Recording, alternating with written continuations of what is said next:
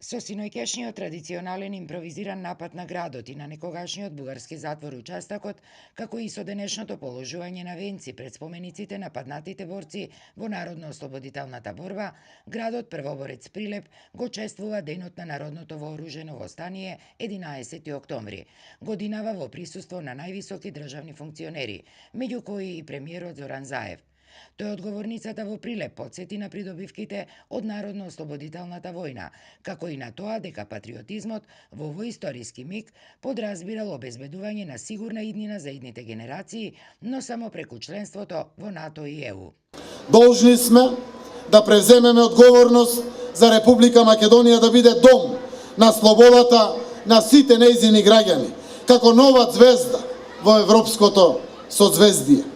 И затоа и денеска можеме да кажеме дека сме повторно пред историски избор. Оваа генерација треба одлучно и храбро и да го направи исчекорот за остварувањето на нашата стратешка цел во оваа фаза од нашата историја. Екзистенција за секого, европски животен стандард, осигурани граници, безбедност, стабилност, признаен идентитет. Сето ова преку членство во НАТО, а потоа и членство во Европската Унија. Порака со слична содржина пренесе и вице-премиерот Кочо Ангјушев, кој денеска се поклони пред коските на загинатите борци, погребани на могилата на непобедените. Тој кажа дека ако во 41-та предизвикот бил борбата против фашизмот, денешниот предизвик бил Македонија да стане членка на ЕУ и НАТО.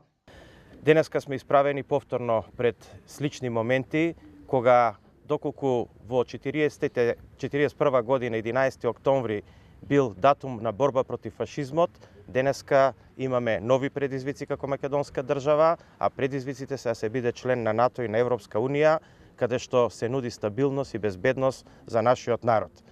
Во чест на празникот, вчера во зградата од локалната самоуправа беше поставена мермерна реплика од сега загубениот златен орден Прилеп град Херој, добиен од Јосип Броз Тито во далечната 1975 година. Иста таква реплика беше поставена и во участакот, веднаш до бистата од Тито, која пак после повеќе години деновиве повторно беше вратена во музејската концепцијска поставка. За прв пат годинава Прилеп и Куманово заедно го чествуваат празникот, заради што и кумановскиот градоначалник синоќа имаше свое обраќање во Прилеп.